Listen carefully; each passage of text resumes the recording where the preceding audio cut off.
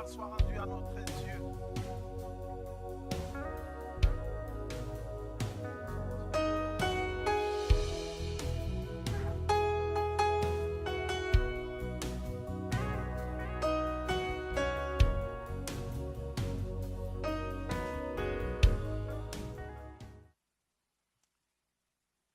Avant de commencer ces moments des séminaires, les moments tant attendus de notre paroisse et notre rendez-vous d'été,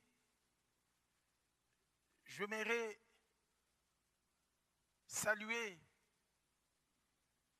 et accueillir tous ceux qui viennent d'autres villes, qui ne sont pas membres de la paroisse des Rabbats, mais qui sont venus pour ces rendez-vous. Que le Seigneur qui nous a accueillis vous accueille dans sa maison. Amen. Nous vous accueillons au nom précieux de Jésus-Christ et vous souhaitez de passer ensemble de merveilleux moments dans le Seigneur.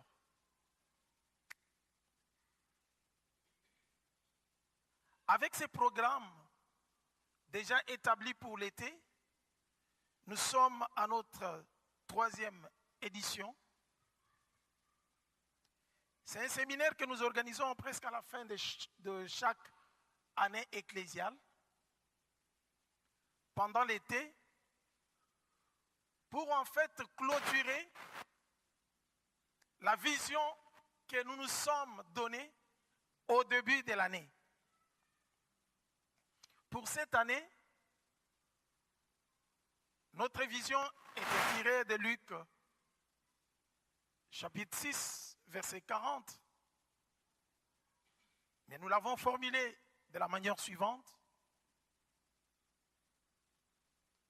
Devenons des disciples accomplis qui ressemblent à leur maître. Il y a un problème avec les micros?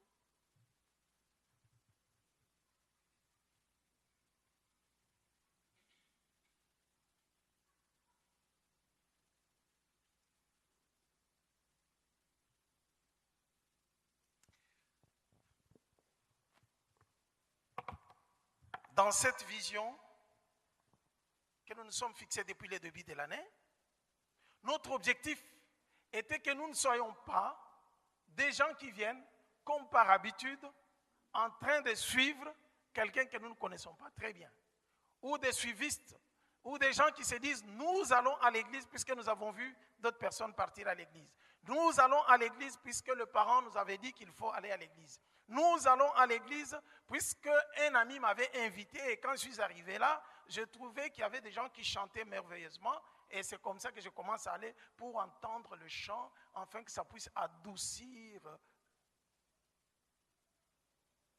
mes humeurs. J'ai des problèmes quand j'entends la musique, ça va, c'est pas ça, c'est plus que ça. Notre objectif était que tous ceux qui viennent, qui ont accepté de suivre Jésus-Christ, soient réellement des disciples. Tous ceux qui sont venus comme par habitude s'impliquent dans cette vision afin de devenir des disciples. Non seulement de devenir des disciples, mais être des disciples accomplis ou des disciples formés qui ressemblent maintenant au Seigneur Jésus-Christ.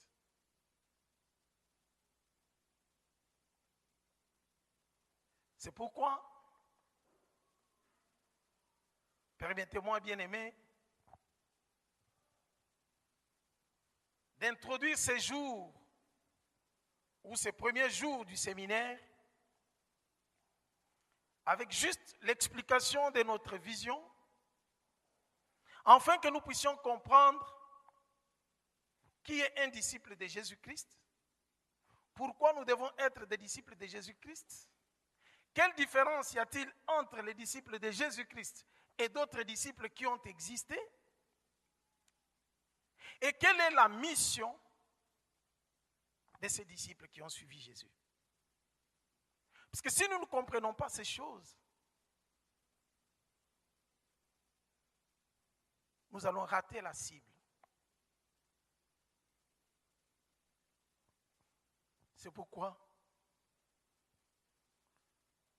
je nous demande de prier, d'incliner nos têtes, de demander au Seigneur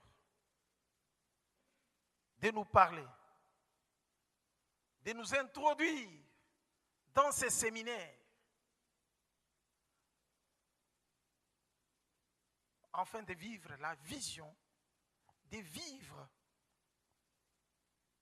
réellement le moment préparé pour ces séminaires et l'objectif de la vision qui a été donnée. Nous voulons te dire merci, Dieu notre Père, pour ta grâce et pour ta bonté, pour ce moment que tu nous accordes au-devant de ta face, Seigneur. Nous sommes venus pour t'écouter, afin que tu nous parles, Seigneur. Nous ne voulons pas terminer cette année sans comprendre, oh Dieu, pourquoi nous devons devenir des disciples qui ressemblent à notre Maître, le Seigneur Jésus. Père, enseigne-nous par ton Esprit Saint. Conduis-nous, ô Dieu. Nous voulons vivre la grandeur de ta présence au milieu de nous. Transforme nos cœurs de pierre en cœurs de chair. Que ce cœur devienne, Seigneur, une terre fertile sur laquelle la sémence va tomber pour produire des fruits et des fruits en abondance. Nous te les prions au nom de Jésus. Amen. Comme je le disais, ce séminaire vient alors sanctionner la fin de l'année ecclésiale de notre paroisse avec sa vision devenant des disciples accomplis qui ressemblent au Seigneur Jésus. J'aimerais commencer par définir ce que c'est qu'un disciple.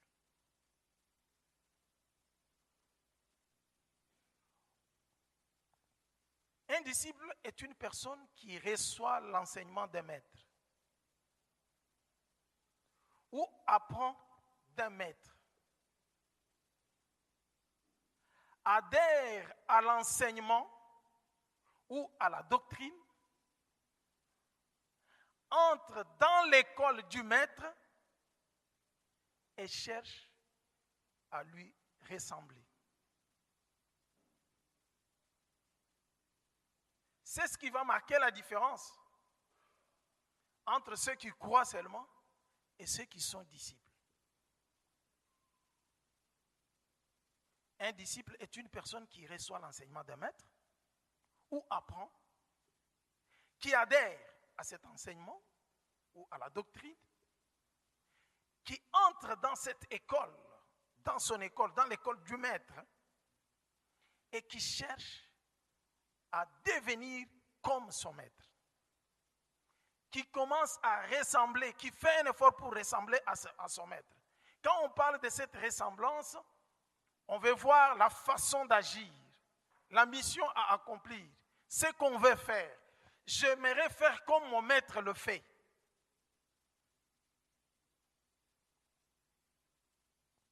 Dans la Bible, bien aimée, dans l'Ancien Testament, tout comme dans le Nouveau, nous avons plusieurs versets qui nous parlent des disciples. Si un disciple, c'est une personne qui est au pied du maître, en train d'apprendre, adhérer à l'enseignement du maître, s'engager dans son école et chercher à le ressembler, la Bible nous montre qu'il y a eu plusieurs disciples depuis l'Ancienne Alliance. La Bible ne parle pas seulement des disciples de Jésus. Il y avait des écoles de disciples-là, des écoles de disciples. Parce que chaque maître avait son école. Même pour ceux qui ont étudié la philosophie, ils savent que chaque philosophe avait une école, avait toujours des disciples qui devaient les suivre. Ceux qui ont étudié Platon, qui ont étudié Socrate, qui ont étudié Aristote, ils savent que ces gens avaient toujours. Ça n'a pas commencé maintenant, mais c'est depuis l'ancien temps. S'il nous faut jeter un coup d'œil, dans l'Ancien Testament, nous verrons Ésaïe chapitre 8, verset 16. Est-ce qu'il y a-t-il quelqu'un qui peut être prêt pour nous lire? Comme ça, il prend aussi les micros.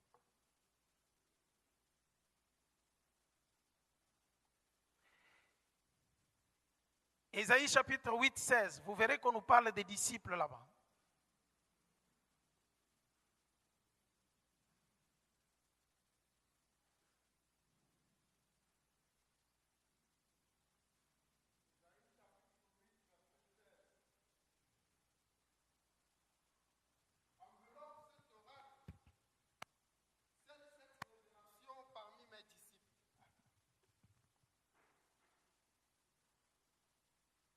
Enveloppe cet oracle. Ésaïe 8, 16. Ésaïe 8, verset 16. Enveloppe cet oracle, scelle cette révélation parmi mes disciples. Amen. Ici, en Ésaïe, on nous parle des disciples qui adhéraient à la loi dans ces temps-là. Et c'est pour dire que chaque maître avait toujours ses disciples. Mais je ne vais pas m'attarder dans l'Ancien Testament, je préfère venir dans le Nouveau Testament, à l'époque de Jésus, pour voir qu'il y avait des écoles des disciples, pour voir qu'il y avait des maîtres qui avaient leurs disciples. Et certainement, les gens que nous connaissons très bien et des figures que nous connaissons. Dans le Nouveau Testament, à l'époque de Jésus, nous avons par exemple les pharisiens. Dans le judaïsme, ce groupe des gens qui étudiaient la loi pour maîtriser, pour comprendre, pour connaître la loi, qui cherchaient à mener une vie pieuse. Pieuse par la prière, qui cherchaient à prier de façon que les gens le voient. Avaient des gens qui entraient dans leur école parmi les Juifs.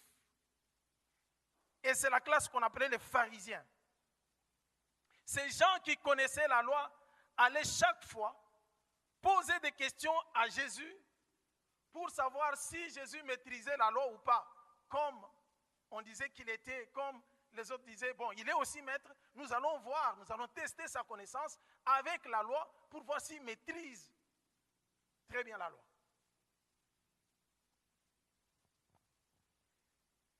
Matthieu chapitre 22, verset 16.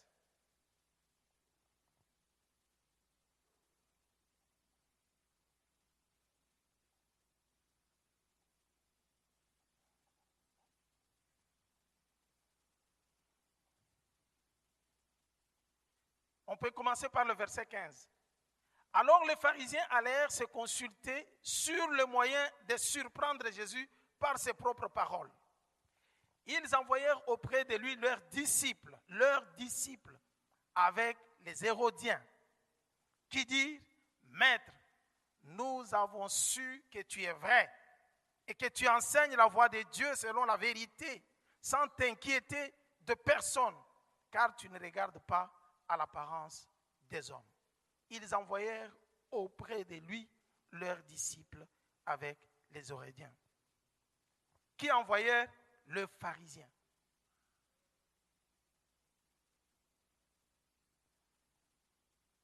Dans ces groupes d'intello, ils formaient leurs disciples. Il y avait des disciples qui adhéraient dans ces groupes pour étudier et connaître la loi juive.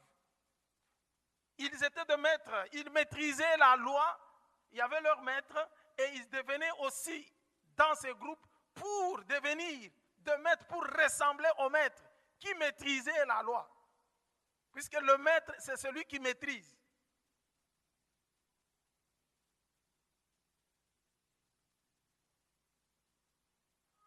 Et beaucoup de juifs et un groupe d'intellos adhéraient pour la connaissance de la loi.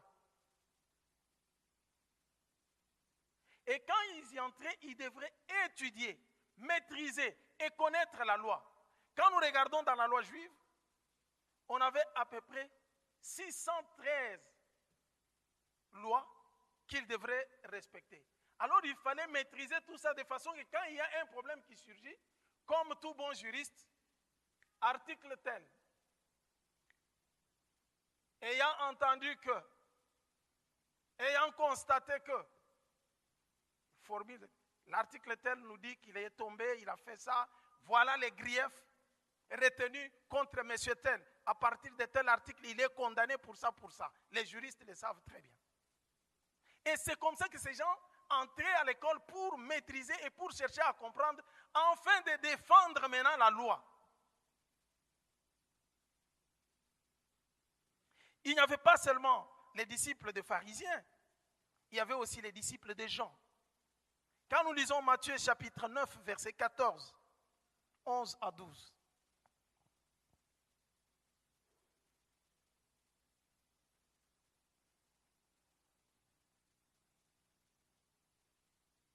Matthieu chapitre 9, verset 14. Alors les disciples des Jean vinrent auprès de Jésus et dirent, pourquoi nous et les pharisiens jeûnons-nous, tandis que tes disciples ne jeûnent point?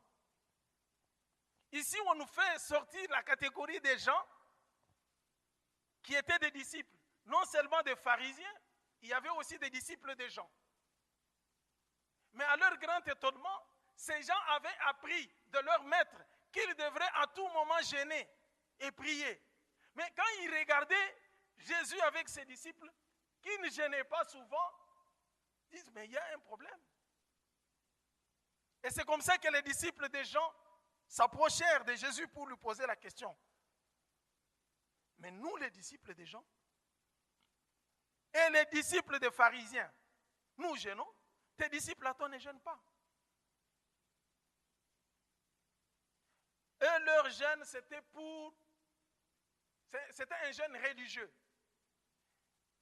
Ils croyaient que par leur façon de jeûner, ils pouvaient plaire et atteindre Dieu. Ça, c'est l'erreur de beaucoup de religions.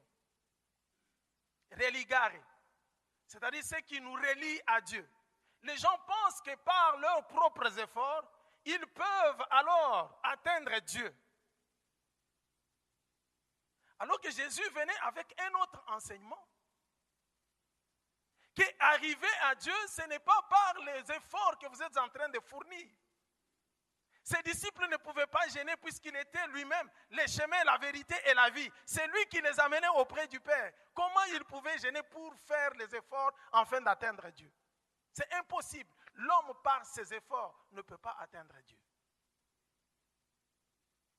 Il y a quelqu'un qui est venu pour nous réconcilier avec Dieu. Vous pouvez jeûner tant que vous n'avez pas cet homme de Jésus, vous n'êtes pas réconcilié avec Dieu. Et c'est ce que ces gens ne comprenaient pas.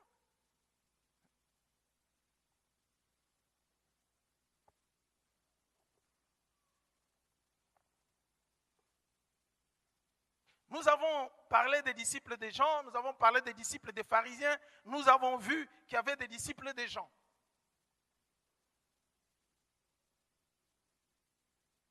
Mais quant aux disciples de Jésus, quand nous regardons dans les 4 évangiles, tous les évangélistes nous présentent toujours comment Jésus appelle ses disciples. Tous nous montrent que quand Jésus arrive, il regarde, il a trouvé déjà qu'il y avait des pharisiens, qui avaient leurs disciples, il trouve qu'il y avait Jean-Baptiste qui l'avait précédé, qui avait ses disciples, mais lui commence par appeler aussi ses disciples. Quand nous lisons la Bible très bien, nous verrons que Jean, qui avait compris et qui avait annoncé, qui a été envoyé pour annoncer l'arrivée de celui qui devrait sauver, a dit à ses disciples. Et quand il présente son évangile, vous verrez que Jean dit que moi je ne suis pas la lumière. Je suis juste un témoin, mais je viens témoigner pour celui qui vient après moi, qui est plus que moi. C'est celui-là qui m'avait même précédé, bien qu'il soit venu après moi.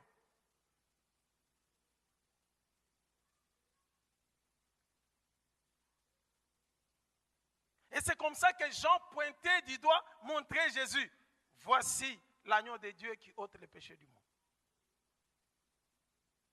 Vous verrez que dans le prologue de de gens, il va arriver les moments où on présente les lendemains.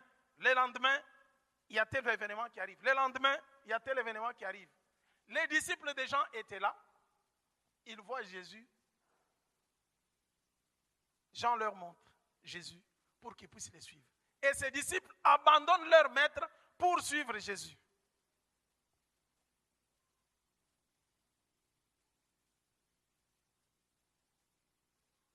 Bien-aimés, nous maintenant en tant que disciples de Jésus, comment on devient disciple de Jésus? Pourquoi nous devons être des disciples de Jésus?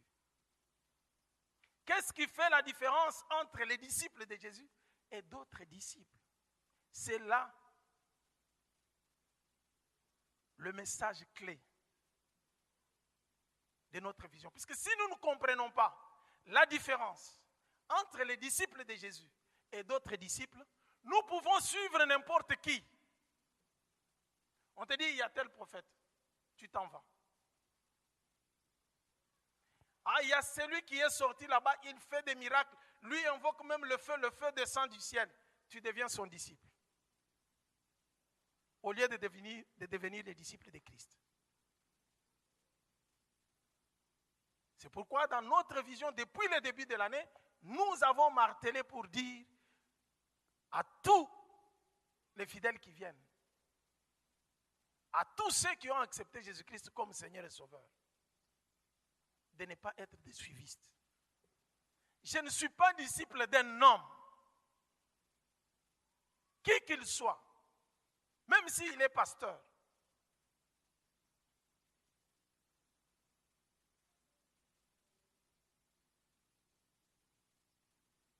Tous les serviteurs de Dieu, qu'ils soient bishop ou archibishop, qu'ils soient évêques, qu'ils soient évangélistes internationaux, interplanétaires, il doit montrer les disciples à Jésus-Christ et pas à lui-même. Quand Paul disait aux gens, soyez mes imitateurs, ce n'est pas pour leur dire, soyez, moi je suis le Christ. Mais il disait, soyez mes imitateurs, comme moi je suis l'imitateur du Christ. Une façon de dire que si je n'imite pas Christ qui est notre maître, ne me suivez pas, ne m'imitez pas.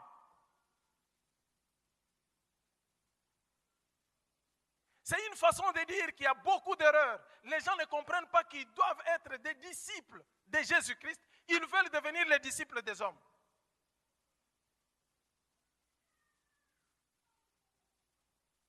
C'est l'erreur de l'église de Corinthe. Vous vous rappelez quand il y avait des divisions à l'église de Corinthe? Non, mais nous sommes pour Paul. Nous sommes pour Apollos. Les autres, nous sommes pour Céphas.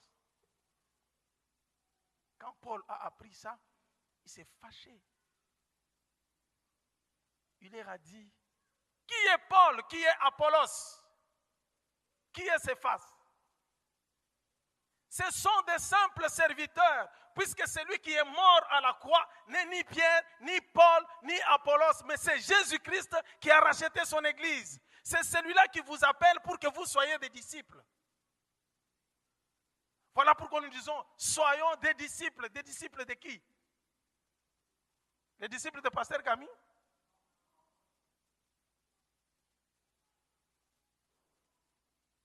Ne me cherchez pas la malédiction. Je ne suis pas venu chercher qu'il y ait des disciples qui me suivent moi. Non et non, je l'ai dit au nom de Jésus-Christ.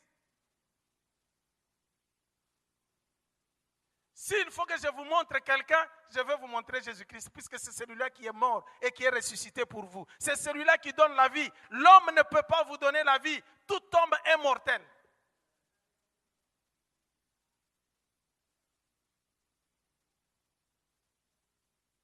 C'est pourquoi Christ est venu, il a trouvé qu'il y avait beaucoup d'erreurs. Lui, sa mission était particulière. Si les gens pouvaient se donner à leur connaissance, si les gens pouvaient se donner à connaître la loi pour chercher à plaire à Dieu, Jésus-Christ venait pour leur montrer la grâce. Il dit, moi je viens pour accomplir cette loi que vous, en tant qu'homme, vous ne pouvez pas accomplir. Je vais l'accomplir, comme ça vous me suivez. Moi je vais payer le prix de vos péchés pour que vous soyez mes disciples, pour que vous soyez sauvés.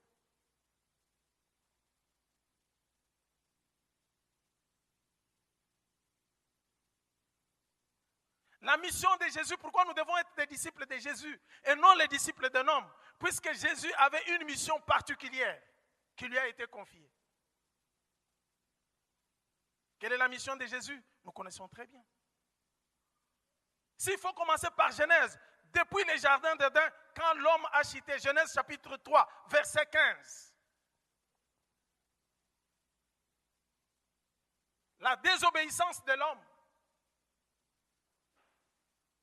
C'est là que Dieu prépare le plan de salut. Le jardin qui a été donné à l'homme par sa désobéissance, par son incrédulité. Il est chassé du jardin. Il est séparé de Dieu. Bien-aimé, la séparation avec Dieu est la mort éternelle.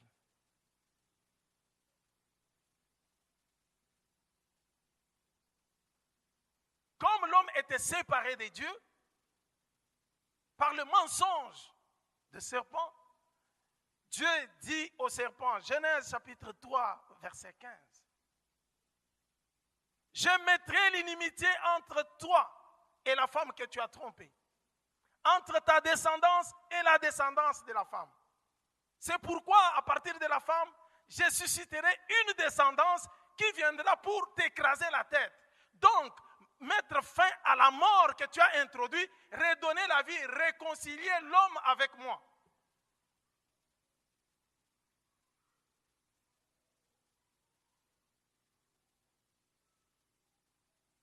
Bien-aimé, c'est pour cela que Jésus devrait naître de la femme.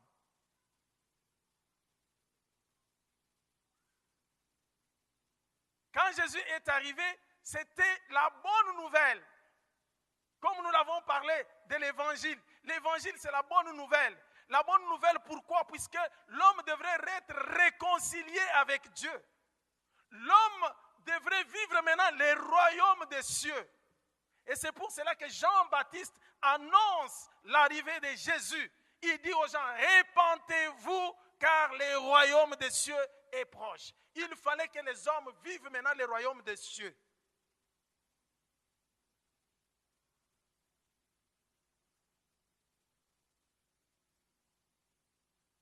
La mission de Jésus était de détruire les œuvres du diable, de réconcilier l'homme avec Dieu.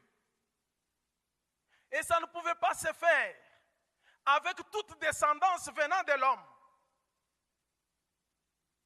Tous ceux qui sont nés de l'homme et de la femme sont descendants d'Adam. Par conséquent, ils ont péché. C'est pourquoi l'apôtre Paul nous dit en Romains, quand nous lisons Romains chapitre 5, à partir du verset 12, il dit, si par l'offense d'un seul homme, la mort a régné, même sur ceux qui n'avaient pas péché, le même, qui n'avaient pas commis le péché semblable à celui d'Adam. Il nous informe que par un seul homme, Adam, tous ont péché. Pourquoi? Puisque nous sommes tous descendants d'Adam. Il avait fallu que Dieu récupère cette situation. En faisant quoi? Sachant très bien que la multiplication de l'homme, entre l'homme et la femme, allait donner toujours la descendance d'Adam. Et tous ces gens sont venus d'Adam. Quel Adam? Lequel a été tiré de la terre. Et tout homme devrait mourir, subir le sort de la malédiction qui a été prononcée par Adam. Tu as été tiré de la poussière, tu retourneras à la poussière. Et pour réconcilier maintenant l'homme avec lui, il fallait que Dieu prépare la descendance qu'il avait promis. Et cette descendance ne devrait pas venir de la terre. Il devrait maintenant venir du ciel, du Dieu lui-même.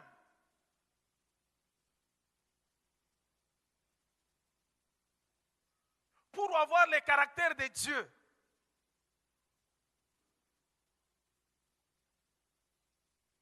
Comme chaque père ou bien chaque enfant a en lui les gènes de son père, les chromosomes, pour ceux qui ont fait la biologie, vous avez le caractère génétique de votre père. La science nous le prouve aujourd'hui et maintenant. Il suffit tout simplement qu'on vous fasse les tests. On va reconnaître votre père. Comment on reconnaît votre père ou votre mère? C'est par les gènes que vous avez.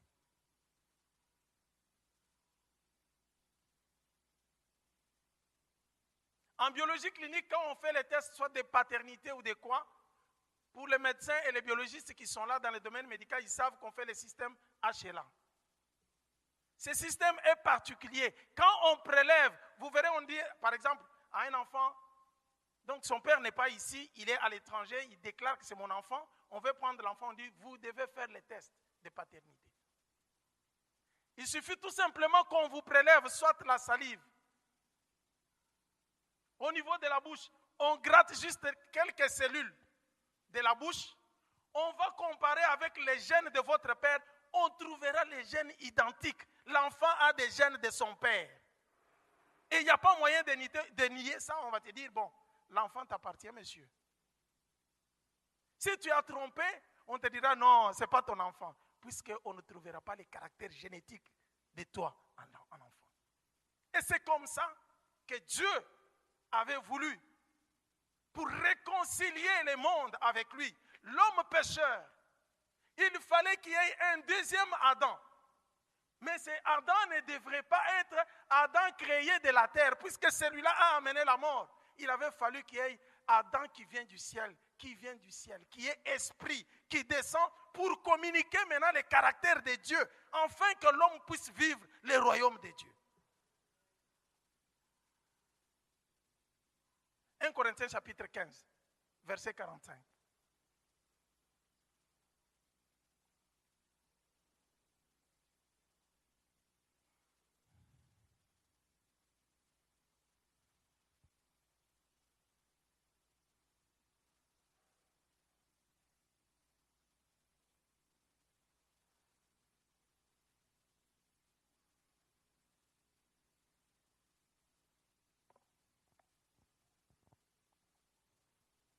« 1 Corinthiens chapitre 15 à partir de verset 45. C'est pourquoi il est écrit, ça c'est Paul qui explique, le premier homme, Adam, devient une âme vivante. Le dernier Adam est devenu un esprit vivifiant.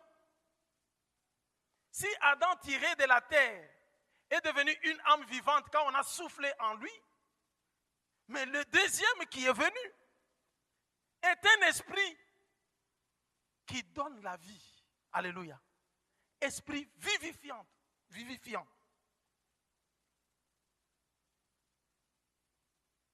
Mais ce qui est spirituel n'est pas le premier. C'est ce qui est animal. Ce qui est spirituel vient ensuite. Le premier homme tiré de la terre est terrestre. Le second homme est du ciel. Tel est terrestre, tel les terrestres, tels sont aussi les terrestres. Et tel est les célestes, tels sont aussi les célestes. Et de même que nous avons porté l'image du terrestre, nous porterons aussi l'image des célestes. Alléluia. Paul nous explique que dans la Bible, il y a deux Adams. Il n'y a pas seulement Adam que nous connaissons, c'est lui qui a amené la mort, mais il y a deux Adams. Le premier Adam, c'est celui qui a été tiré de la terre, qui a amené la mort. Nous sommes tous les descendants de cet Adam, c'est pourquoi nous mourrons pour retourner à la terre, à la poussière. Il nous dit, mais le deuxième, celui que Dieu a prévu pour réconcilier le monde avec lui, n'est pas de la terre. est du ciel, il est spirituel, il a la marque de Dieu. Celui-là est venu pour donner la vie. Quand on dit un esprit vivifiant, c'est-à-dire un esprit qui donne la vie. Il vient donner la vie à quoi? À ceux qui étaient morts. S'il n'y avait pas la mort, on n'allait pas venir donner la vie. C'est pourquoi Christ est le remède prévu pour la mort. C'est pourquoi Christ est celui qui devrait détruire les œuvres du diable. Et les disciples de Jésus-Christ doivent avoir la marque de Jésus-Christ et la marque de Dieu en eux.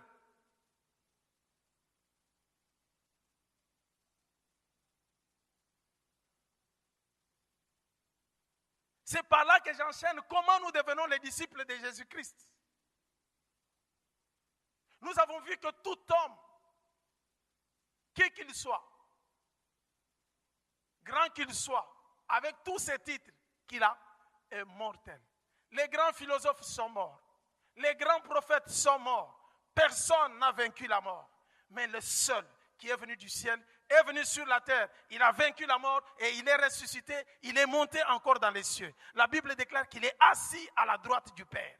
C'est le seul qui est venu pour montrer qu'il détient la vie. Et c'est par lui que nous pouvons avoir la vie. Le message de vie de Jésus, c'est un message de vie. Et les disciples de Jésus sont des disciples qui viennent non pour donner la mort, mais ils sont venus pour donner la vie.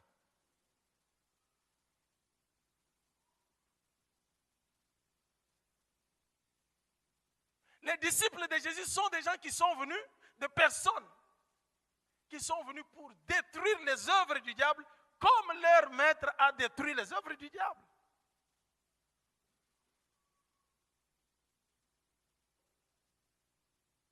On devient disciple de Jésus-Christ non pas parce que nous sommes nés d'une famille chrétienne ou d'une famille de prêtres ou d'une famille de pasteurs. On devient disciple de Jésus-Christ quand on s'aimait un jour. On regarde sa vie, on dit non, je suis mort. J'accepte aujourd'hui de donner ma vie à Jésus-Christ, juste par la parole.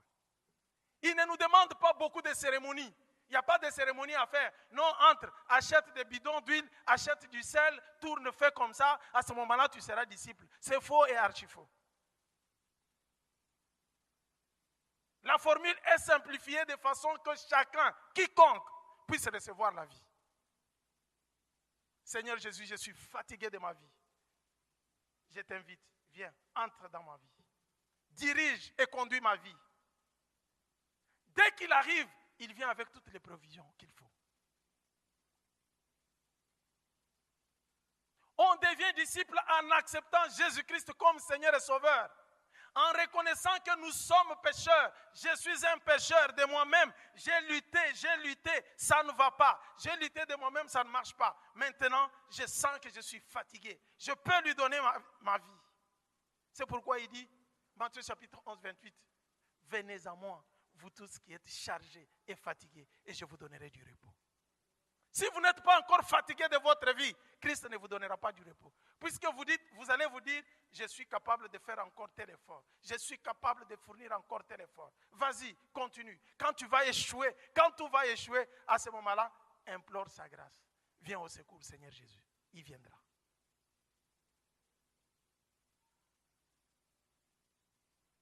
Dès que vous l'invitez à entrer dans votre vie, les choses changent automatiquement. C'est par cette formule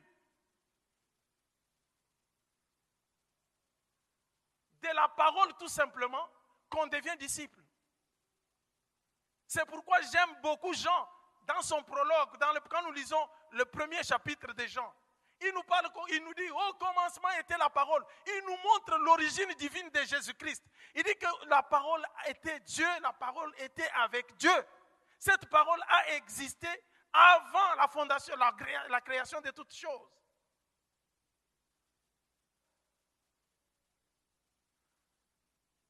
Il nous explique que Jésus, cette parole est la lumière du monde. Elle est venue dans les ténèbres. Et les ténèbres ne l'ont pas saisie. Ces gens qui nous présentent que Jésus n'est pas un homme extraordinaire, comme les autres évangélistes le présentent. Ils commencent la vie terrestre de Jésus en disant, il est descendant de, on arrive sur Joseph et puis on arrive sur, ou bien on cite la généalogie terrestre de Jésus, arrivé sur Marie, et puis on vous parle de Jésus-Christ. Non, Jean commence les choses autrement.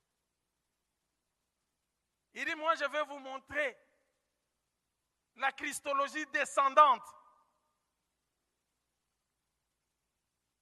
Si les autres ont commencé par une christologie ascendante, montrer la vie de Jésus, la naissance terrestre de Jésus, sa mort, sa résurrection et comment il est monté au ciel, Jean vient commencer autrement. Il commence par son origine divine. Il dit, cette parole a existé, était auprès de Dieu et cette parole est Dieu.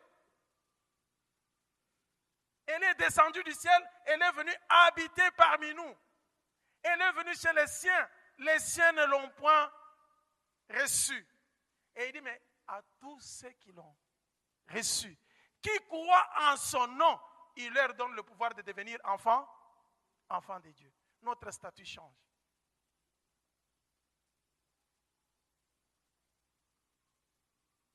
C'est là qu'intervient la nouvelle naissance.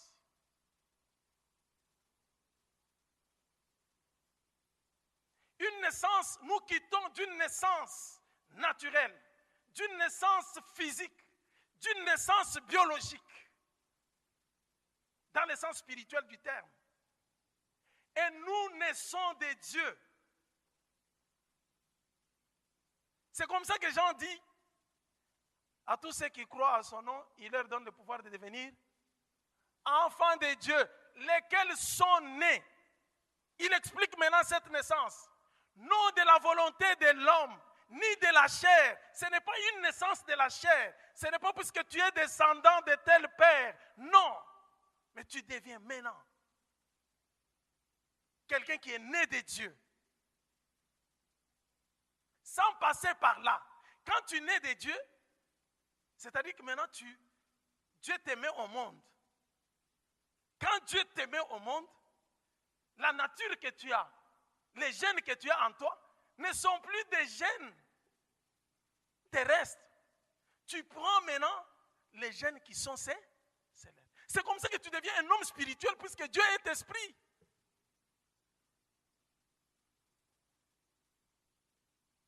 C'est pour cela quand nous acceptons Jésus-Christ comme Seigneur et Sauveur, la première des choses qu'il fait, dès que nous l'invitons, il vient dans notre cœur, le Saint-Esprit arrive. C'est pourquoi la Bible déclare que tous ceux qui ont l'Esprit de Dieu, ils sont enfants de Dieu. Nous sommes nés de Dieu, nés de nouveau. C'est pourquoi Jésus disait à Nicodème, qui était dans la religion, qui était un intellectuel, qui maîtrisait la loi, qui comprenait toutes choses de la loi, qui était parmi les docteurs, qui siégeait dans l'assemblée, je peux dire le haut conseil, qui tranchait sur les lois juives, un docteur, un intello. C'est-à-dire quand les Juifs avaient des problèmes dans l'Empire romain, il y avait les Sanhédrins, à peu près 70 membres, des intellos, des têtes qu'on avait pris, des docteurs qui maîtrisaient la loi. De façon que quand vous avez un problème, les Juifs, quand ils avaient des problèmes de la loi, ils vont là-bas dans leur judaïsme. Et c'est les Nicodèmes qui devraient les orienter. C'est pourquoi on l'appelle les chefs des Juifs. Mais quand il a vu le miracle que Jésus faisait, les maîtres que nous suivons, puisque les Juifs ne voulaient pas reconnaître Jésus, c'est mais ce docteur qui nous maîtrise, qui ne veut pas nous suivre, qui n'a pas fait notre école. Vous savez que les gens ont toujours tendance à glorifier leurs écoles. Même nous ici, quand nous avons étudié ici. Même le prof.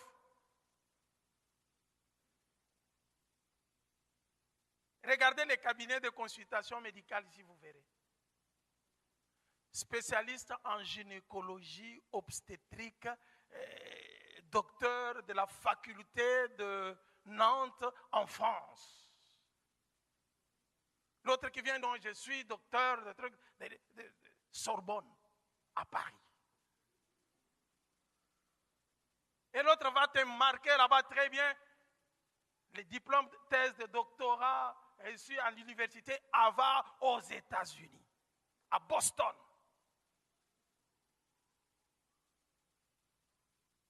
Chaque ressortissant de l'école. Donc, il regarde tous ceux qui viennent d'autres écoles. Vous savez, quand les gens viennent, prenons ceux qui viennent de l'Europe. Quand ils viennent au Maroc, là, ils veulent vous impressionner, non? N'est-ce pas? Et puis, tu as fait master en quoi? C'est pourquoi tous les étudiants que nous avons qui font le master ici, on les attrape facilement. Ceux qui vont dans les privés.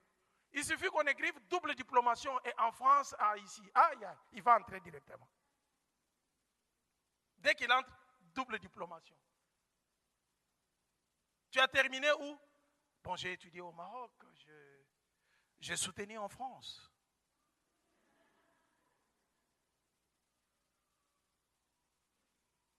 Le problème, c'est montrer aux autres que notre école est la meilleure. Donc, je suis ressortissant d'une meilleure école. Et c'est ce que les Juifs regardaient. Ils regardaient Jésus, ils disaient, mais cet homme qui opère des miracles comme ça, les gens sont en train de le suivre. Qu'est-ce qui se passe? Nous ne les reconnaissons pas. Il n'est pas maître. Pourquoi? Puisqu'il n'est pas passé par leurs écoles. Vous savez, en médecine, quand vous terminez, vous devez passer à l'ordre des médecins. Vous devez avoir un numéro pour que vous soyez reconnu comme médecin. C'est pour contrôler tous ceux qui font de, je ne sais pas quoi là. Il dit non, tu ne vas pas entrer comme ça. Il faut prouver que tu as fait la médecine, tu as terminé et que tu peux soigner quelqu'un. Imaginez-vous ce Nicodème qui connaissait la loi, qui tranchait des problèmes des Juifs. Regarde ce que Jésus faisait, il dit non, cet homme, je dois aller le voir. Mais comme il avait honte pendant la journée, puisque les autres verront, oh, regardez notre chef, il va auprès des messieurs que nous rejetons. Il s'en va la nuit. Heureusement pour lui. Bien aimé, si vous pouvez accepter Jésus-Christ la nuit, acceptez, il n'y a pas de problème. Il ne faut pas avoir honte. Nicodème est allé la nuit. Maître. Alors que les docteurs de la loi ne pouvaient pas les reconnaître comme maître. Ils le piégeaient toujours avec des questions. Il s'en va la nuit, maître. Personne ne peut faire les miracles que toi tu fais ici s'il ne vient pas de Dieu. C'est une confession de foi. Nicodème est en train de reconnaître que Jésus-Christ est l'envoyé de Dieu. Il a cru. Jésus en profite maintenant pour corriger son ignorance en tant que docteur de la loi. C'est comme ça qu'il lui parle directement de la nouvelle naissance. Quand vous lisez ce chapitre, vous ne comprenez pas qu'il y a une coupure d'idées. Celui-ci arrive, il reconnaît qu'il est maître.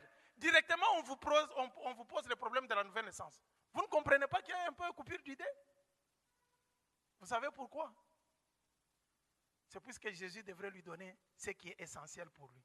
Connaissant celui qui était en face de lui, il regarde et dit, en vérité, je te l'ai dit. Si tu n'es pas de nouveau, tu ne vivras pas le royaume des cieux. Tu ne peux pas voir le royaume des cieux, Nicodème, malgré la connaissance de la loi que tu as eue, malgré les études que tu as faites. Pour connaître la loi, le royaume des cieux, ce n'est pas un problème de la connaissance tout simplement, c'est un problème de vie. Tu dois naître de nouveau. Si tu restes dans la naissance d'Adam, tu mourras, Nicodème. Tu ne vivras pas le royaume des cieux. Voilà la différence entre les disciples de Christ et les disciples de Jean et les disciples d'autres personnes. Alléluia. Jean n'a pas baptisé d'esprit. Il disait aux gens, moi je vous baptise d'eau en vue de la repentance. Mais c'est celui qui viendra après moi qui va vous baptiser du Saint-Esprit. Parce que Jean n'avait pas la capacité de donner l'esprit. L'esprit, c'est Dieu qui donne. Voilà pourquoi il n'y avait que Jésus-Christ qui pouvait donner le baptême de l'esprit. Qui est capable de nous donner le caractère de Dieu. Par l'esprit. Jésus dit à Nicodème, tu dois naître de nouveau. En tant que docteur, il commence par les analyses. Il analyse phrase par phrase, mais d'une manière charnelle. Vraiment, à mon âge ici, tu penses que moi, faudrait-il que je rentre encore dans le ventre de ma mère, que je puisse naître de nouveau? Est-ce que c'est possible? Jésus regarde. Il dit, je vais te faciliter la tâche, docteur. Il lui dit maintenant, si tu n'es pas d'eau et d'esprit, tu ne peux pas hériter le royaume des cieux.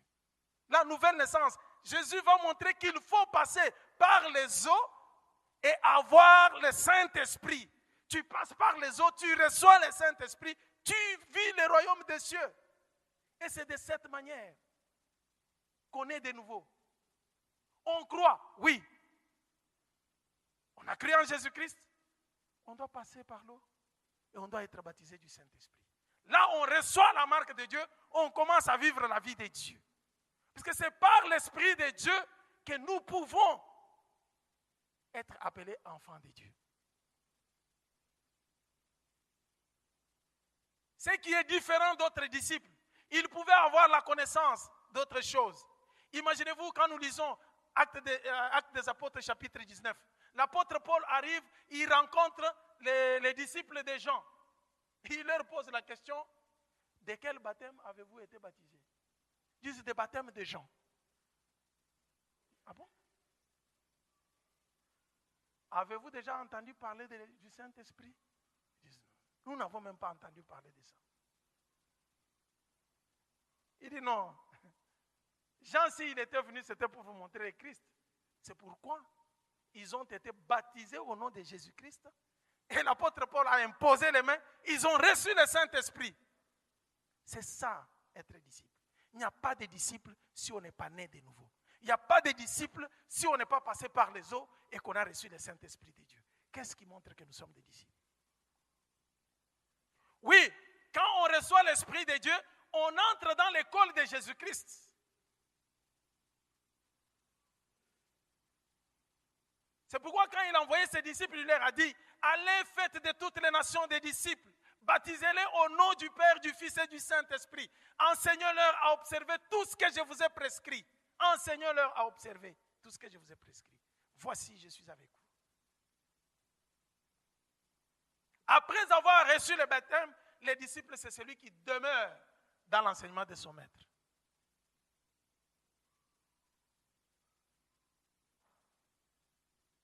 Il demeure dans l'enseignement de son maître pour parvenir à pratiquer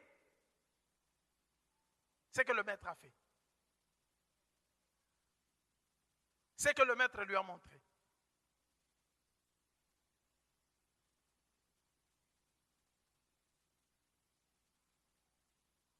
Il faut naître de nouveau. Quand on naît de nouveau, on reçoit l'Esprit de Dieu. Bien-aimé, c'est quand l'Esprit de Dieu arrive à nous qu'un grand travail commence. L'Esprit de Dieu commence à réveiller notre esprit qui était déjà mort. Notre esprit qui était séparé de Dieu. C'est qu'un autre maître ne peut pas faire. Il n'y a que Dieu qui peut ramener celui qui est mort à la vie. C'est pour cela qu'on parle de la régénérescence. L'Esprit de Dieu arrive en nous, commence à ramener notre esprit qui était dans l'état de mort à la vie. On est ramené de la mort à la vie. Quand on arrive à la vie, on commence à avoir l'étroite communion avec le Seigneur.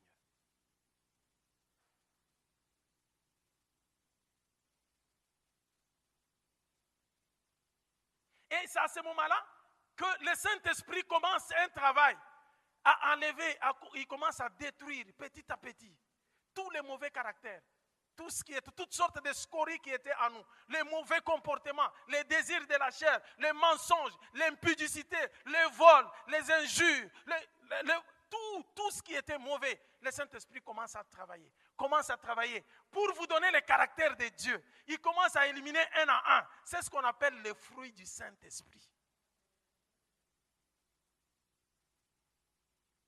Il y a des gens qui se disent disciples puisqu'ils ont reçu les dons. Non, bien-aimé, ce n'est pas seulement puisque vous avez reçu les dons. Ce dont on a besoin, plus, c'est le fruit. C'est pourquoi l'apôtre Paul, écrivant aux gens des Galates, il dit, qui vous a ensorcelé? Vous qui avez commencé par l'esprit, maintenant vous voulez terminer par la chair. On vous a ensorcelé. Tous ceux qui sont enfants de Dieu doivent marcher selon l'esprit de Dieu. Mais quand vous commencez à marcher dans la chair, vous êtes l'enfant de qui?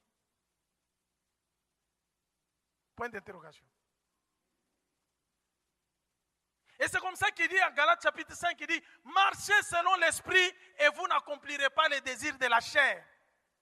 Il dit, si vous ne marchez pas selon l'esprit, les jours que vous allez prendre la décision que vous n'allez pas tomber, c'est les jours que vous allez tomber.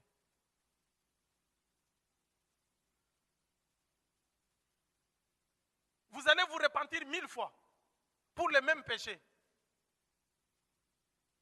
Dis-moi, vraiment, je ne veux pas tomber. Je ne veux plus tomber. Avec ces garçons-là, c'est tout. Je prends des distances. Dès qu'il t'appelle au téléphone, il dit, est-ce qu'on peut aller manger au McDo? Les shawarma, on sort.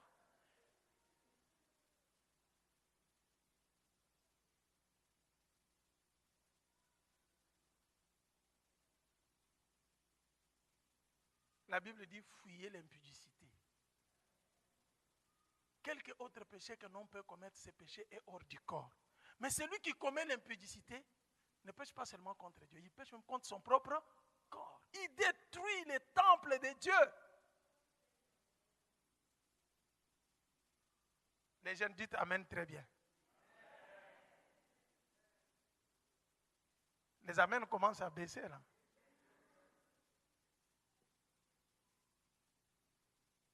Mais les jours que vous allez abandonner ça entre les mains de Dieu, vous laissez l'esprit de vous dire au Seigneur, de moi-même je ne saurais pas. J'ai lutté avec ma propre chair, ça ne marche pas. Saint-Esprit, viens prendre cette situation en main. Vous allez pleurer tel que vous n'avez jamais pleuré. Vous sentirez la haine du péché.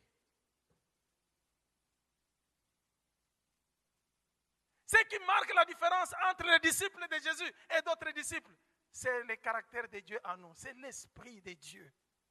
Dans ce monde, Dieu savait qu'il est difficile de vivre sans son esprit. Qu'il est difficile d'accomplir sa mission, de réconcilier le monde avec lui sans son esprit. C'est pourquoi, quand Jésus-Christ est venu, lui-même, il a reçu l'esprit de Dieu. Et c'est cet esprit qu'il a répandu sur nous. Quel privilège! Quand on est disciple de Christ, nous recevons l'esprit de Christ. Et cet esprit nous fait vivre le royaume de Dieu. Répentez-vous quand le royaume de Dieu est proche. C'est pourquoi, même si je suis congolais, même si tu es ivoirien, il faut être fier puisque tu es un citoyen ou une citoyenne céleste. La vraie identité que tu es un enfant de Dieu. Arrête de te glorifier puisque tu es ivoirienne ou ivoirien. Nous, en Côte d'Ivoire, nous les Ivoiriens, quand la trompette va sonner, celui qui est 100% ivoirien restera. C'est pourquoi moi, je ne suis pas 100% congolais. Je sais que Dieu a voulu que je puisse naître par le Congo, mais je suis un citoyen céleste. Des fois, tu vas mourir ailleurs, on ne va même pas t'enterrer dans ton pays. Vrai ou faux? Mais pourquoi tu es en train de te bagarrer avec les autres pour le pays? Et moi, je ne supporterai jamais les Burkinabés. Moi, je ne vais pas supporter les Rwandais. Quel est l'effort qu'ils ont fourni pour naître là-bas? Ils se sont retrouvés là. Toi, tu avais choisi de naître Gabonais. Tu avais choisi de naître Américain. Au moins, je vais changer la nationalité. Vraiment, pour avoir des privilèges, il me faut devenir américain. Deviens enfant de Dieu, tu auras plus de privilèges.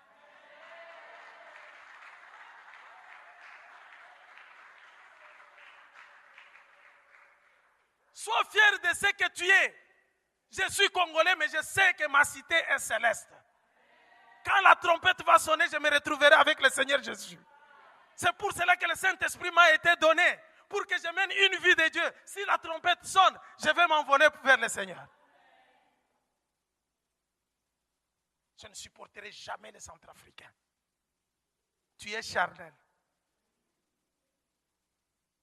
Si tu entends quelqu'un avec les langages tribalo-ethnico-claniques, il faut le traiter d'un chat.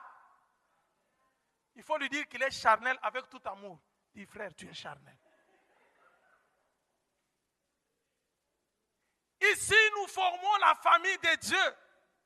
Que tu sois congolais, que tu sois ivoirien, que tu viennes de Sao Tomé-Principe, que tu sois américain, français ou je ne sais pas qui, quelqu'un qui vient de Kuala Lumpur. Nous formons la famille de Dieu. Puisque nous avons la marque de Dieu, nous avons le Saint-Esprit. Que tu sois ghanéen, que tu parles une autre langue. Mais quand nous nous retrouvons ici dans le Seigneur, nous sommes enfants de Dieu. C'est ça les disciples de Jésus-Christ.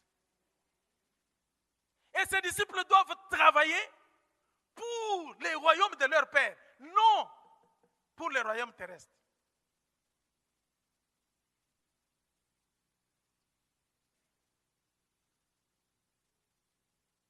Il y a des disciples qui perdent leur mission, qui ne comprennent plus la mission que le Seigneur leur a confiée. Jésus est venu pour que les humains aient la vie, qu'ils en aient en abondance. Cette vie, c'est le fait d'être réconcilié avec Dieu. C'est Dieu qui est la vie.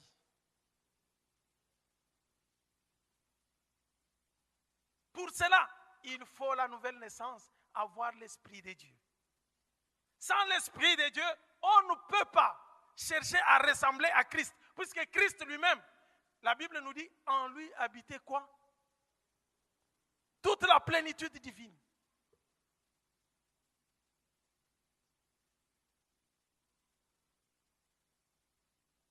La Bible dit que Jésus a reçu l'onction sans mesure. Sans mesure. Oui, nous acceptons Jésus-Christ, nous devenons ses disciples. Comment nous devons les ressembler? C'est en nous laissant tailler par le Saint-Esprit. Le Saint-Esprit enlève tout ce qui est de la chair, tout ce qui est mauvais. On commence à développer les caractères de Dieu. Ces caractères, ce sont les fruits qui se manifestent par le Saint-Esprit. Le premier fruit du Saint-Esprit, c'est quel fruit? L'amour. L'amour, c'est l'identité, c'est les caractères même de Dieu. Jésus disait à ses disciples, quand nous lisons, je pense, Jean chapitre 13, versets 33, 34, 35, je pense, Jésus dit à ses disciples, avant de partir, je vous donne un commandement nouveau. Aimez-vous les uns les autres comme moi je vous ai aimés. C'est alors que le monde saura que vous êtes mes disciples. Si vous avez de l'amour les uns envers les autres. On reconnaît les disciples par amour. Par leur amour. Parce que l'amour, c'est le caractère de Dieu. Dieu aime. L'histoire de toute la Bible. La Bible est une histoire d'amour. L'amour de Dieu avec l'humanité. C'est pourquoi Jean 3,16 nous dit, Dieu a tant aimé le monde qu'il a donné son Fils unique, afin que quiconque croit ne périsse point, qu'il ait la vie éternelle. Voilà comment on devient disciple.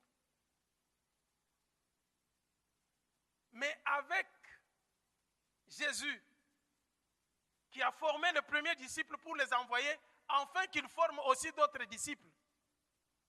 Comment il a procédé? Qu'est-ce qu'il a fait? Il a appelé ces gens-là. C'était ça notre vision. Le sous-thème de notre vision. Appeler, former et envoyer. C'est ça le mouvement des disciples. Jésus appelle les disciples, il les forme. Dans la formation, ils ont tout le matériel qu'il faut pour aller. Il donne tout l'équipement possible. Et quand il finit, il les envoie maintenant pour qu'ils aillent faire des autres des disciples.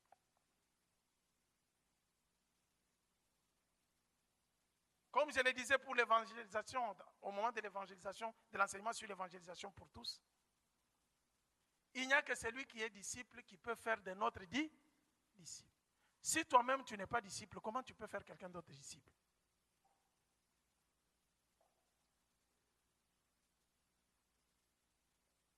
Commence par devenir des disciples. Commence par devenir disciple. Et tu feras maintenant de quelqu'un d'autre disciple. Et quand tu es disciple, reste dans la discipline. Impose-toi une discipline pour apprendre auprès des maîtres, jusqu'au moment où le maître va t'envoyer. Et Dieu ne peut pas envoyer sur le marché les gens qui ne sont pas encore mûrs. C'est pourquoi il faut toujours attendre le temps de Dieu. Tous ceux qui sont sortis dans la précipitation, on les appelle les prématurés spirituels. Pour qu'ils vivent, il faut qu'on cherche des matériels à ajouter. L'oxygénation. Les médecins comprennent ce que j'ai dit. Ils doivent être dans la couveuse jusqu'au moment où le temps va arriver. Mais c'est le bon Dieu. Il vous prépare jusqu'au moment où vous serez mis à ce moment-là, il vous largue. Les disciples doivent être patients. C'est pourquoi quand le Saint-Esprit nous travaille, il y a le fruit qu'on appelle la patience. Dans la tribulation, dans la souffrance, on patiente, on attend le temps de Dieu. Quand le temps de Dieu sonne, bien aimé, personne ne peut vous retenir. Dieu vous lance et vous commencez la mission. Il sait que l'équipement est complet, il sait où est-ce qu'il va vous envoyer, il sait comment vous allez réussir. C'est pourquoi j'aimerais encourager quelqu'un qui est venu au Maroc, que ce n'est pas par un simple hasard. Vous êtes disciples envoyés au Maroc pour la grande moisson. Dites amen très bien. Donc, vous pensiez que c'était par hasard que vous êtes venu au Maroc. Hein?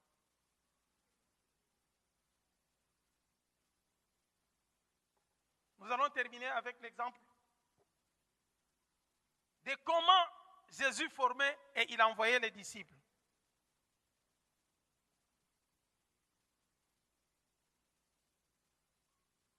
Luc chapitre 10.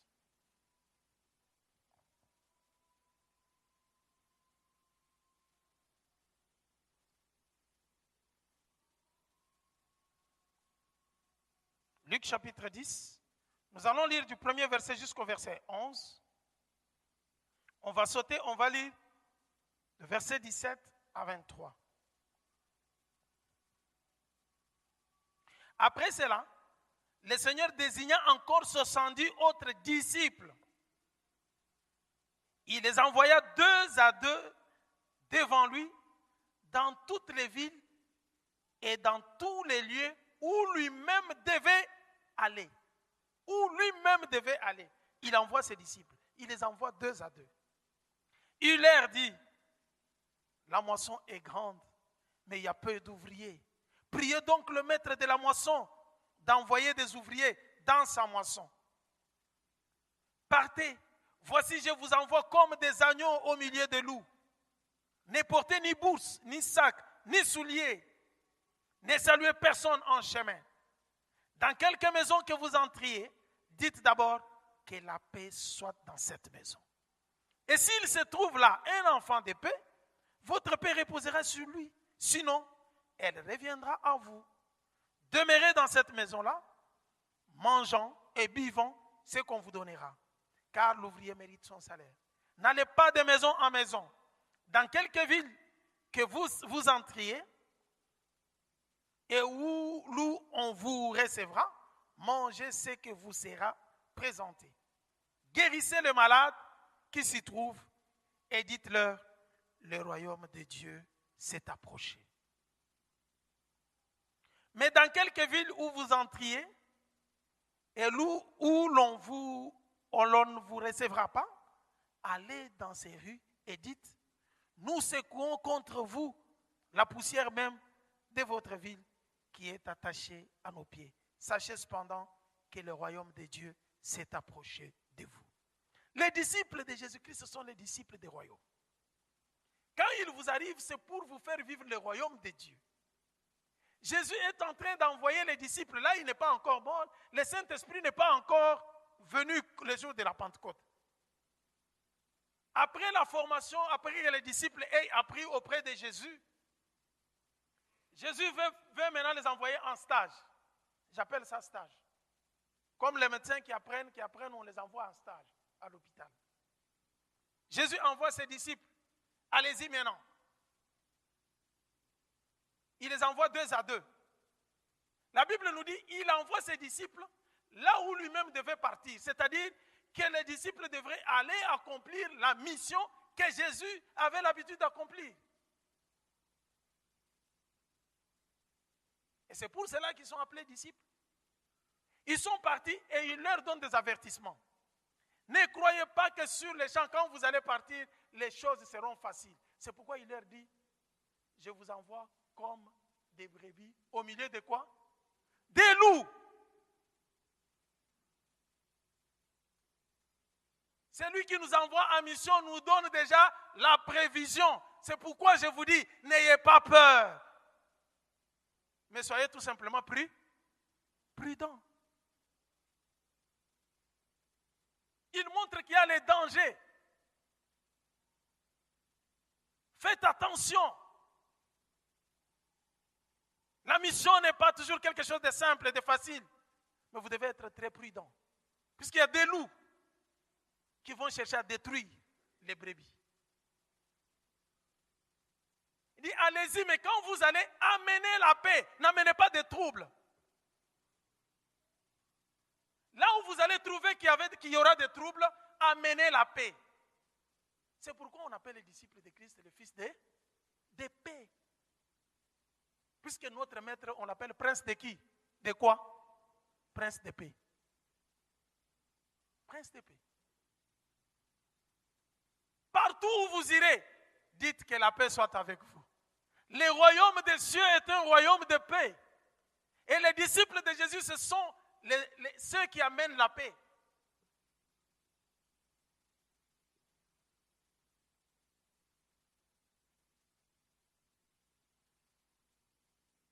Alors posez-vous la question, si vous êtes disciple de Christ et vous semez des troubles, vous êtes disciple de Christ?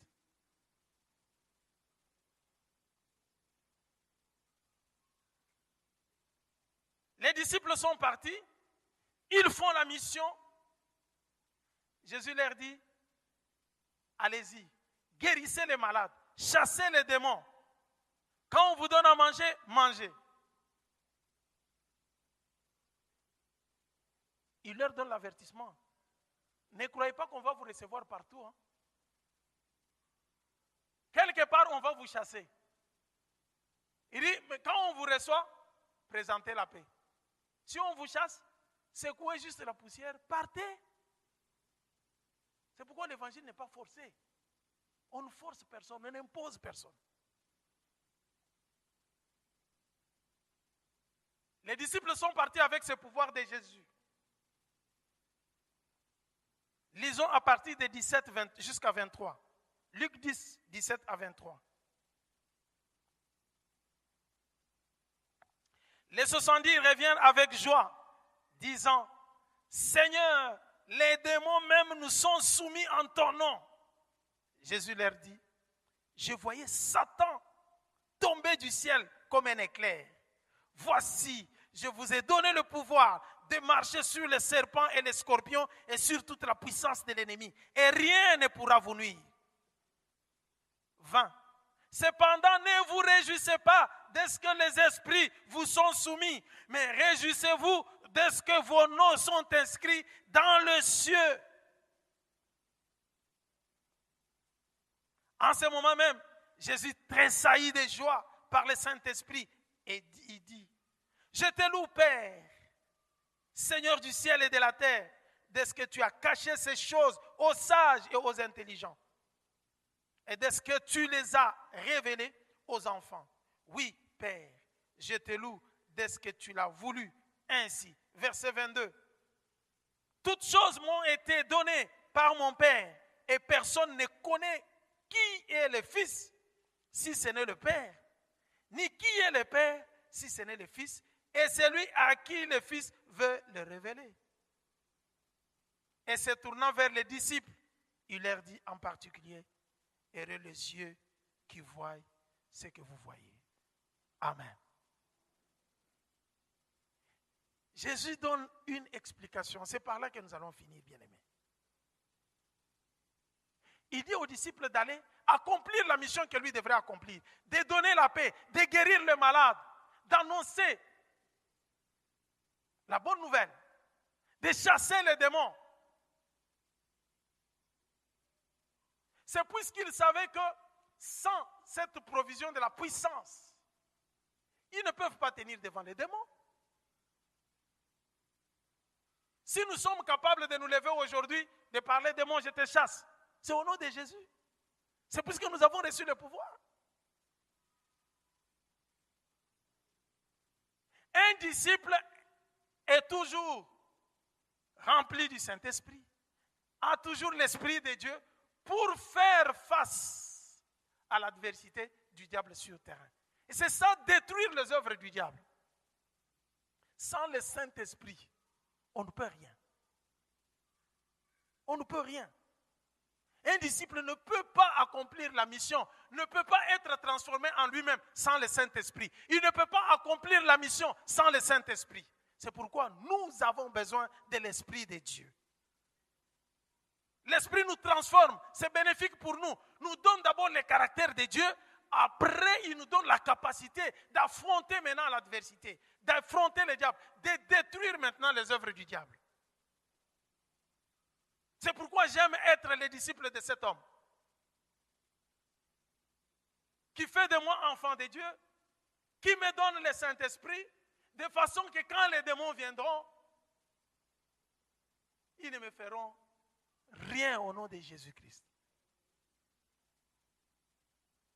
Les disciples rentrent et ils se contentent de ce qui est terrestre. Faisons attention dans cette lecture.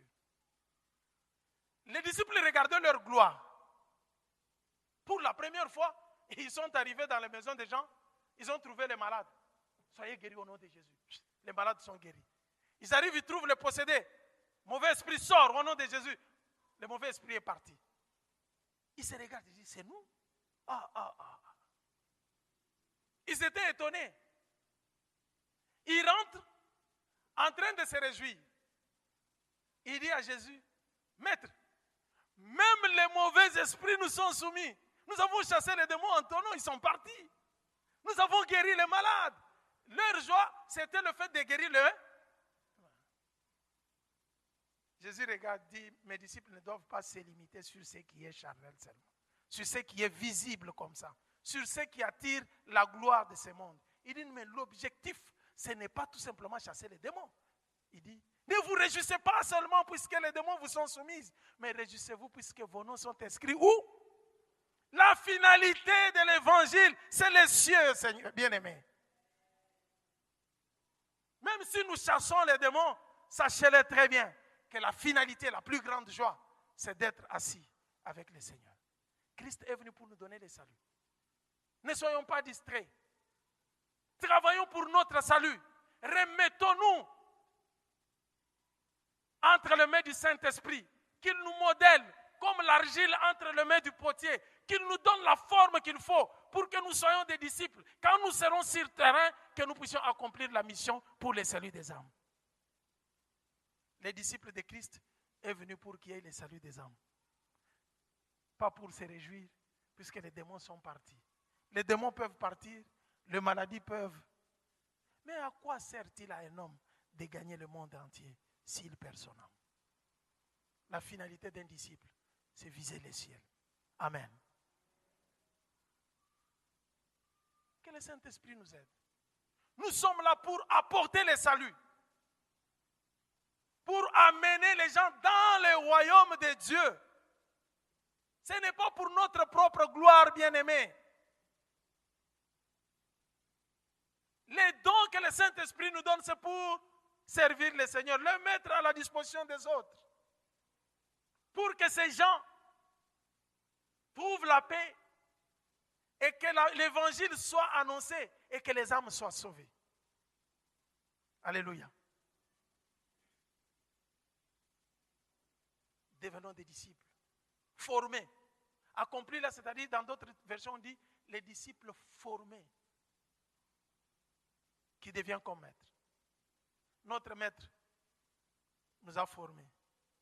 Nous l'avons accepté, il nous a donné son esprit, il nous a envoyés.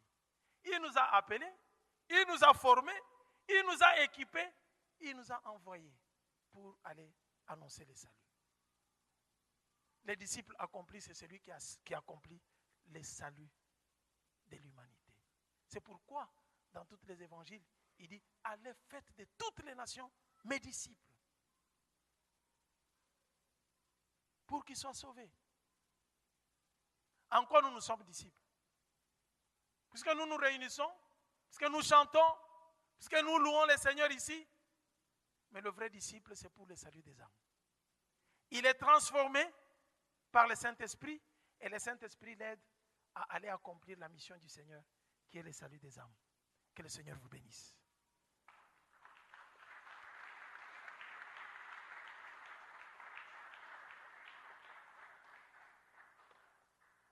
Nous allons prier, bien-aimés. Je demande à la chorale de passer devant.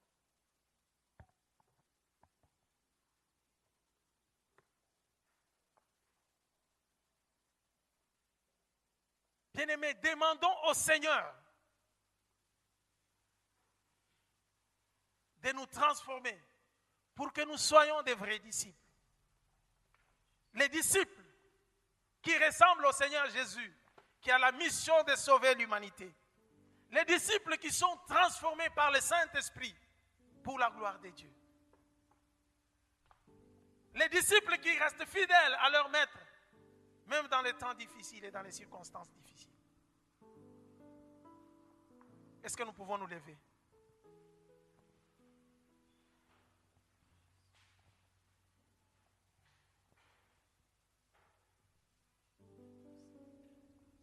Bien-aimés,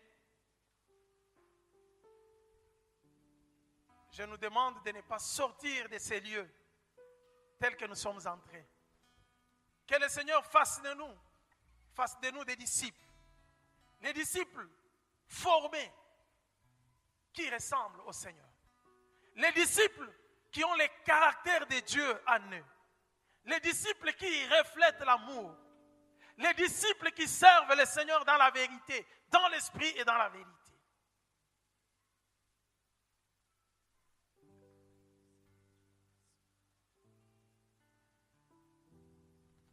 Regardons notre vie, bien-aimés. Implorons la grâce de Dieu. Implorons la transformation venant de Dieu.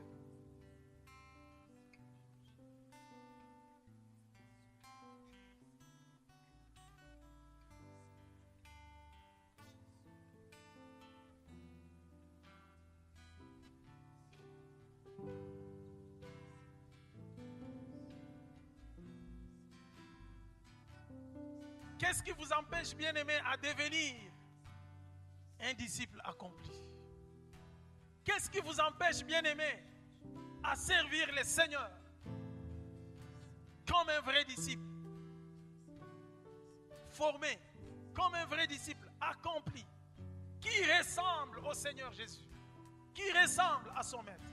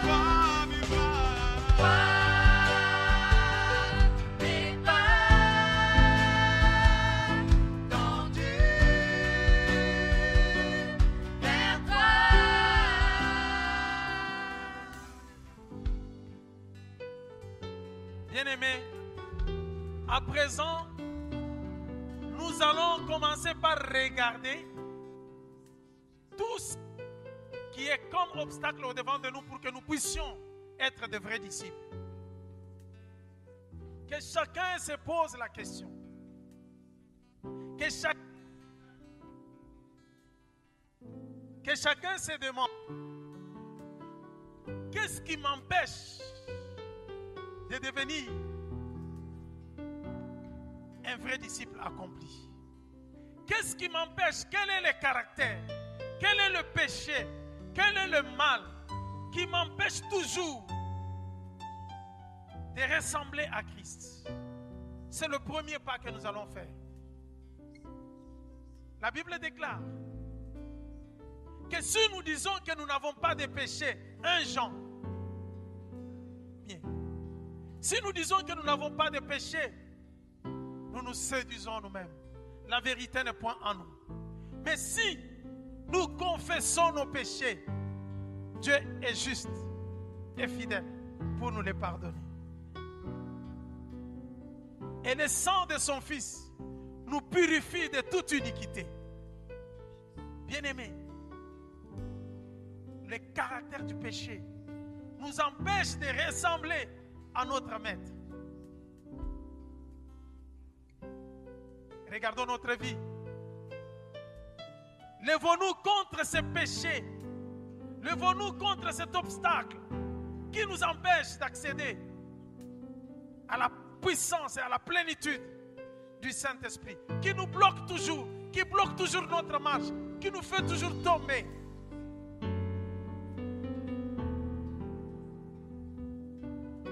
Quel est ce péché? Tu ne sais pas abandonner. Le péché mignon qui t'affaiblit toujours, qui te fait toujours tomber à chaque instant. Aujourd'hui, dis au Seigneur est venu pour moi.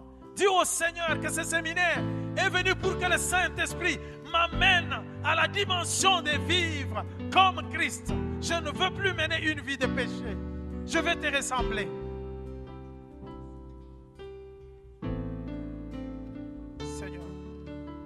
Seigneur, aie compassion de nous. Seigneur, aie compassion de nous, miséricordieux, compatissant. Nous ne sommes pas dignes au-devant de toi. Nous ne sommes pas dignes au-devant de toi. Éternel, pardonne nos péchés, Seigneur. Transforme-nous, Saint-Esprit. Que la vie du péché quitte en nous. Que la vie du péché quitte en nous. Nous voulons ressembler à notre Maître. Oui, nous voulons ressembler à notre Maître.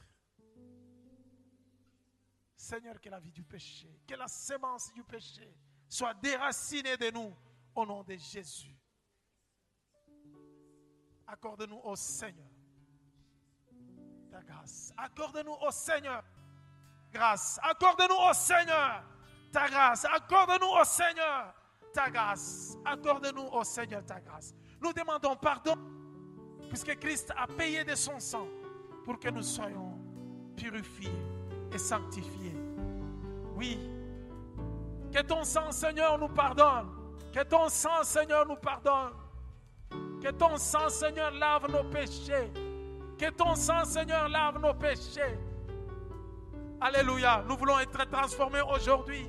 Nous voulons vivre une vie nouvelle avec toi. Nous voulons enterrer la vie du péché. Oh Seigneur, nous voulons marcher selon l'Esprit. Nous voulons marcher selon l'Esprit. Conduis-nous et dirige-nous. Guide-nous, Seigneur.